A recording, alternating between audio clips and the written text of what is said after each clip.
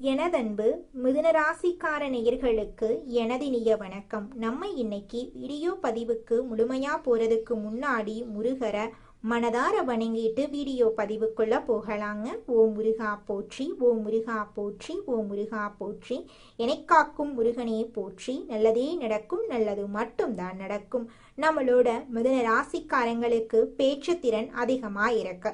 இவங்களுடைய பேச்சு திறன் மூலமா எதிரிகளை கூட இவங்க எளிமையா நண்பனா மாத்திருவாங்க. இவங்களுக்கு புத்திசாலித்தனம் அதிகமாவே இருக்கு. இவங்க எந்த ஒரு செயலை செஞ்சாலும் சுறுசுறுப்பா செய்வாங்க. ஒருத்தங்கிட்ட பேசும்போதும் சரிங்க, ஒருத்தங்கிட்ட பழகும் போதும் சரி, இவங்க எளிதில் பழகக்கூடிய தன்மை கொண்டவங்களா இருக்காங்க. கள்ளகலப்பான மனசுக்கு சொந்தக்காரங்களா இருக்காங்க நம்மளோட மிதுன ராசிக்காரங்க. இந்த பதிவு மறுபிறவி எடுக்கக்கூடிய மிதுன ராசிக்காரர்களுக்கானது.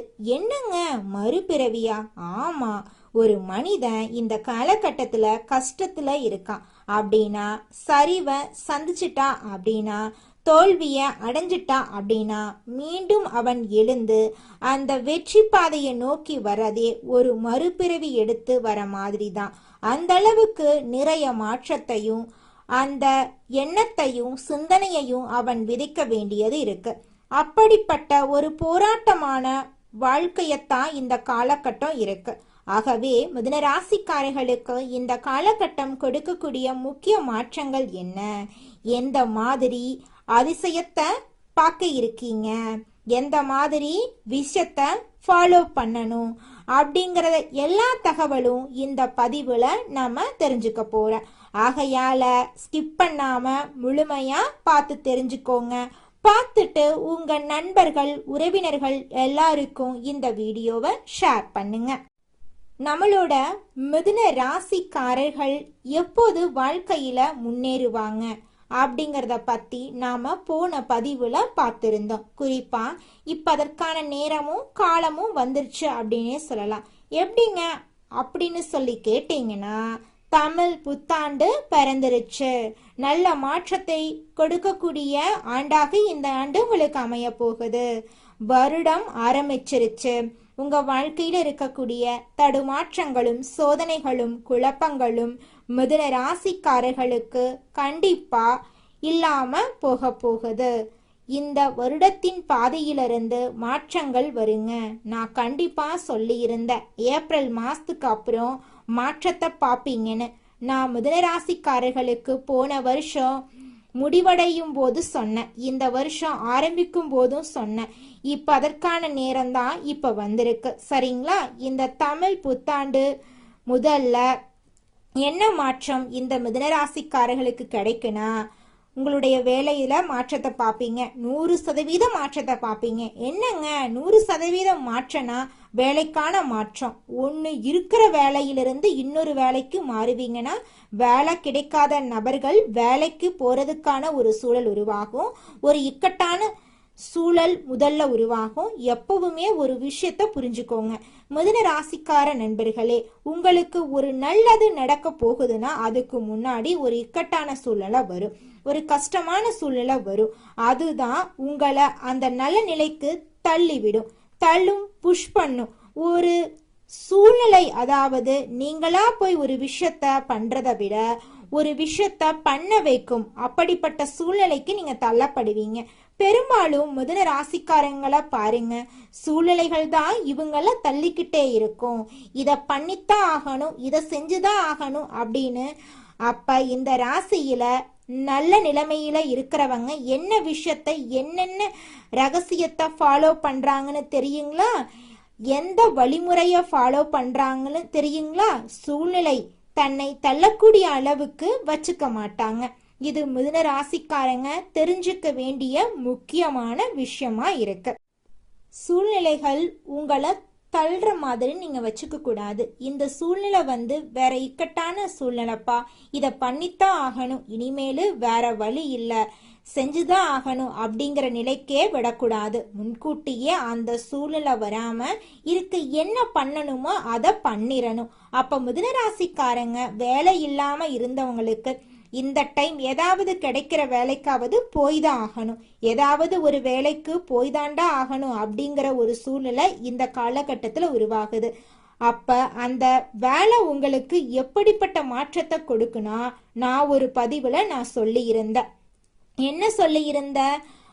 ஐயா, நம்ம கிட்ட ஜாதகம் பார்த்த நபரே ஒருத்தர் கேட்டிருந்தாரு, அம்மா நீங்க சொன்ன மாதிரி நல்லதே நினைச்சிட்டு இருந்தேன், ஒரு வேலைக்கு போகணும்னு கற்பனை பண்ணி பார்த்துட்டே இருந்தேன், ஆனா நான் நினைச்சது ஒண்ணு நடந்தது ஒண்ணு, சம்பந்தமே இல்லாத ஏதோ சாதாரண ஒரு வேலை கிடைச்சிருச்சு, ஆனா நான் அந்த நினைச்ச வேலை எனக்கு கிடைக்கவே இல்லை அப்படின்னு சொன்னாங்க. அப்ப நம்ம சொன்ன விஷயம் என்ன? உங்களுக்கு பிரபஞ்சம் ஒரு விஷயத்த கொடுக்குது அப்படின்னா காரணம் இல்லாம கொடுக்காது. இத முதல்ல ஏற்றுக்கொள்ளக்கூடிய மனப்பான்மை கொண்டவர்களுக்கு தான் அது முழுமையான மாற்றத்தை கொடுக்கும். எதனால ஒரு விஷயம் நடந்ததுன்னு இன்னைக்கு தெரியாது, பல வருடங்கள் கழிச்சு யோசிக்கிறப்பத்தான் இது ஏன் நடந்துச்சு, எதனால நடந்துச்சுன்னு பல உண்மைகள் உங்களுக்கு தெரிய வரும். இன்னைக்கு பிரபஞ்சம் உங்களுக்கு எதை கொடுக்குதோ அதை ஏத்துக்கோங்க, அது நாளை உங்களை எப்படி மாத்துங்கிறத பாருங்க. அதே போல கிடைச்ச அந்த சாதாரண வேலைக்கு மனசில்லாம போய் சேர்ந்தவர் அப்புறம் ஏதோ கொஞ்சம் கொஞ்சமா அந்த வாரங்கள் மாதங்கள் ஆச்சு, மாதங்கள் 4 மாசம் ஆச்சு, மாசம் ஆகிறப்ப என்ன ஆகுதுன்னா, வேலைக்கு வேலை செய்யக்கூடிய இடத்துல இவர் எந்த வேலை எதிர்பார்த்தாரோ அந்த வேலை சம்பந்தமுள்ள ஒரு நபர் வேலை ரீதியா வந்து பார்க்கக்கூடிய நேரத்துல அந்த பக்கம் வேலைக்கான ஒரு இடம் காலியா இருக்கிறப்போ இவர் நினைச்ச இடத்தை அடைவதற்கான அந்த சூழ்நிலை உருவாக்குதுங்க. இதுதான் பிரபஞ்சம் உருவாக்கக்கூடிய ஒரு அமைப்பா இருக்கு.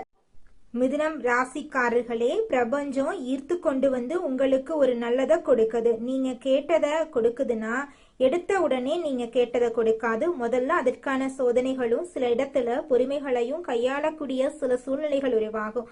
ஒரு திடீர்னு ஒரு கஷ்ட சூழ்நிலை வரும், திடீர்னு ஒரு தடுமாற்றம் வரும். அப்படி வருதுன்னா உடனே ஒரு மனிதன், சாதாரணமா ஒரு மனிதன் என்ன நினைக்கிறான், அவ்வளவுதான்ப்பா, நம்மளுக்கு கெட்ட நேரம் ஆரம்பிச்சிருச்சு, இனி நம்ம பொழப்பு அவ்வளவுதான், அப்படி இப்படின்னு நெகட்டிவா யோசிக்கிறான். ஆனா அதுதான் அவங்கள அடுத்த நிலைக்கு கொண்டு போகுதுங்கிறத இவங்க மறந்துடுறாங்க, யோசிக்க தவறிடுறாங்க.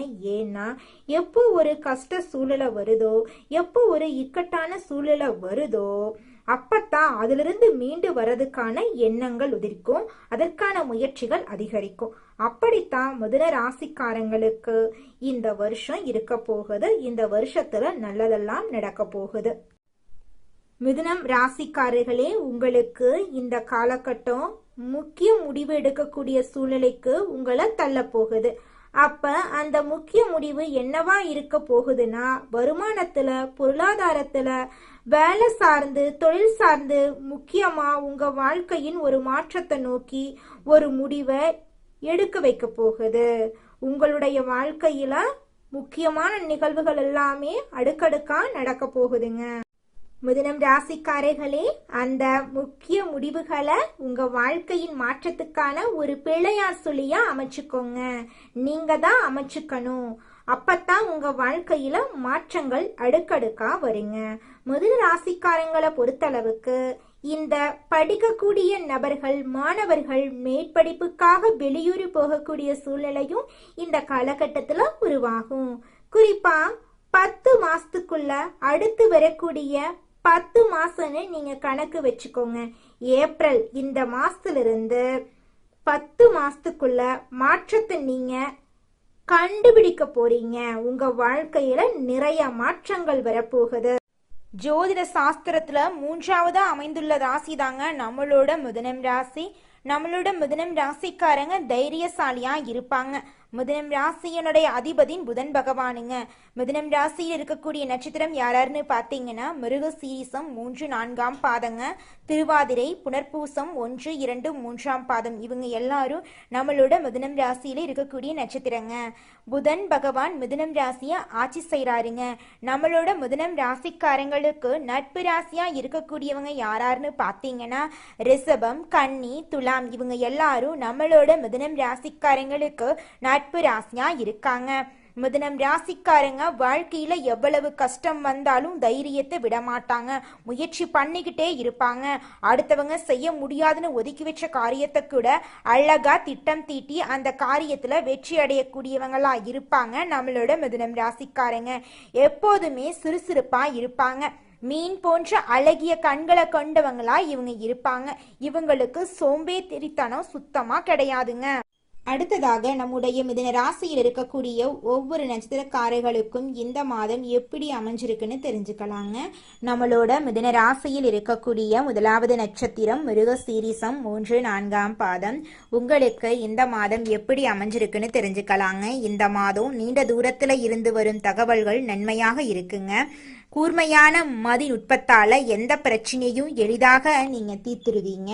பூர்வீக சொத்துக்கள்ல இருந்த தகராறுகள் நல்ல முடிவுக்கு வரும். உங்க குடும்பத்துல இது நாள் வரைக்கும் இருந்த அனைத்து பிரச்சனைகளுக்கும் படிப்படியா தீர்வு கிடைக்க போகுது. உங்களோட ஆசைகள் கனவுகள் எல்லாமே நிறைவேற போகுதுங்க. உங்களுடைய குடும்பத்துல சுபகாரியங்கள் தொடர்ச்சியா நடக்க போகுதுங்க. நீங்க நிலம் வாங்க போறீங்க, கார் வாங்க போறீங்க, வாகனமெல்லாம் வாங்க போறீங்க. 30 வயசு ஆயிருச்சு, தலைமுடி நரைச்சு போச்சு, எனக்கு திருமணம் நடக்குமா நடக்காதா அப்படிங்கிற குழப்பத்துல இருந்த மிதுன ராசியில் இருக்கக்கூடிய மிருகசீரிசம் 3-4 பாதத்தை சேர்ந்தவங்களுக்கு இந்த காலகட்டத்துல உங்களுக்கு ஏற்ற சரியான வாழ்க்கை துணையோடு உங்களுக்கு திருமணம் நடக்க போகுதுங்க. அடுத்ததாக நம்முடைய மிதுன ராசியில் இருக்கக்கூடிய நட்சத்திரம் திருவாதிரை. உங்களுக்கு இந்த மாதம் எப்படி அமைஞ்சிருக்குன்னு தெரிஞ்சுக்கலாங்க. இந்த மாதம் தொழில் வியாபாரம் திருப்திகரமா நடக்குங்க. பார்ட்னர்கள் ஒத்துழைப்போட வியாபாரத்தை விரிவாக்கம் செய்ய நீங்க முயற்சி செய்வீங்க. கடிதம் மூலமா வரும் தகவல்கள் நல்ல தகவலா உங்களுக்கு இருக்குங்க. வர வேண்டிய பணம் உங்க கைக்கு வந்து சேருங்க. உங்க வாழ்க்கையில் இருக்கக்கூடிய அனைத்து கஷ்டங்களும் காணல் நீரா கரைஞ்சு போயிருங்க. உங்களுடைய எண்ணம் போல உங்க வாழ்க்கையில நல்லது மட்டும்தாங்க நடக்கும். கெட்டது என்ற பேச்சுக்கெல்லாம் துளி கூட இடம் கிடையாதுங்க. உங்களுடைய உடல்நிலை ஆரோக்கியமா இருக்க போகுதுங்க. உங்களுடைய மனக்கவலைகள் காணல் நீரா கரைஞ்சு போக போகுதுங்க. அடுத்ததாக நம்முடைய மிதுன ராசியில் இருக்கக்கூடிய நட்சத்திரம் புனர்பூசம் 1-2-3 பாதம். உங்களுக்கு இந்த மாதம் எப்படி அமைஞ்சிருக்குன்னு தெரிஞ்சுக்கலாங்க. இந்த மாதம் உத்தியோகத்தில் இருக்கிறவங்களுக்கு வீண் அலைச்சல் ஏற்பட்டாலும் எடுத்த வேலையை எப்படிப்பட்டாவது செஞ்சிருவீங்க. புதிய வேலைக்கு முயற்சி செய்யறவங்களுக்கு சாதகமான பலன் தரும். மாணவர்களுக்கு கல்வியில வெற்றி பெற எடுக்கும் முயற்சிகள் சாதகமான பலனை தரும். எனக்கு திருமணம் ஆயிருச்சு, 4-5 வருஷம் ஆச்சு, போகாத கோவில் இல்லை, பண்ணாத பரிகாரம் இல்லை அப்படின்னு கண்ணீர் சிந்திட்டு இருக்கக்கூடியவங்களுக்கு இந்த காலகட்டத்தில் நிச்சயமாக குழந்தை பாக்கியம் கிடைக்க போகுதுங்க. நீங்கள் இது நாள் வரைக்கும் பணங்காசு 4-5 பேர்கிட்ட கடன் வாங்கி ஒவ்வொரு நாளையும் வாழ்ந்திருப்பீங்க. ஆனால் இனி வரக்கூடிய காலங்களில் நீங்கள் 4-5 பேருக்கு பணங்காசு கடன் கொடுக்கக்கூடிய அளவுக்கு செல்வாக்கில் உயர்ந்த வாழ்க்கையை நீங்கள் வாழ போறீங்க.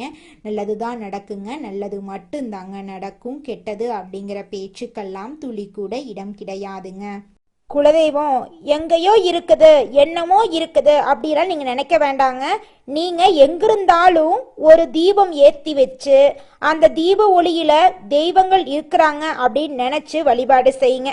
குலதெய்வமே தெரியாவிட்டாலும் வீட்டுல தீபம் ஏற்றி வச்சு ஏதாவது ஒரு நல்ல நாள்ல குலதெய்வத்தை நினைச்சு வழிபாடு செய்யுங்க. குலதெய்வ வழிபாடு குலம் காக்குங்க, குலம் தலைக்கும்.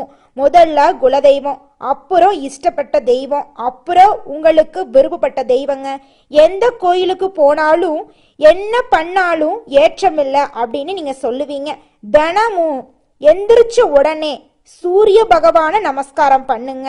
அவங்களுடைய அனுகிரகம் இருந்தா போதும். மற்ற கிரகங்கள் எல்லாம் சாதகமா இல்லைனா கூட பரவாயில்ல, அந்த சூரியனுடைய பிரகாசம் உங்க வாழ்க்கையவே பிரகாசமா மாத்திருங்க. அந்த வெளிச்சம் உங்களை வந்து சேருங்க. உங்க வாழ்க்கையில் இருக்கக்கூடிய கண்ணீரெல்லாம் கரைஞ்சு போயிருங்க. கொடுக்கும் வார்த்தைக்கு மதிப்பு கொடுக்கக்கூடிய மிதுன ராசி அன்பர்களே, இந்த மாதம் பணவரத்து அதிகரிக்கும், அறிவு திறமை வெளிப்படும், உங்கள் வார்த்தைக்கு மதிப்பு உண்டாகுங்க. அடுத்தவர்களின் குற்றச்சாட்டுக்கு ஆளாக நேரிடலாம், அதனால கவனமா இருந்துக்கோங்க. அதிகமா உழைக்க வேண்டி இருக்கும், தொழில் வியாபாரத்துல லாபம் கிடைக்கும், சாமர்த்தியமாக வாடிக்கையாளர்களுடன் பேசி அவர்களை தக்க வைத்துக் கொள்வீங்க. உத்தியோகத்துல இருக்கிறவங்க எதிர்காலம் பற்றிய திட்டங்களை வகுப்பீங்க. பணவரத்து இருக்கும், குடும்பத்துல கணவன் மனைவிக்கிடையே இருந்த மனவருத்தம் குறைஞ்சு போயிரும். குடும்பத்துல இருப்பவர்களின் ஒத்துழைப்பு உங்களுக்கு கிடைக்கும். பிள்ளைகளின் மீது கவனம் தேவை. வாகனங்களால செலவு இருக்கும். குடும்ப உறுப்பினர்களின் உடல் நிலையில கவனம் தேவை. பெண்களுக்கு மற்றவர்கள் உதவியுடன் செய்யும் காரியங்கள் சாதகமான பலனை தரும். சிக்கனத்தை கடைபிடிக்கிறது நல்லது.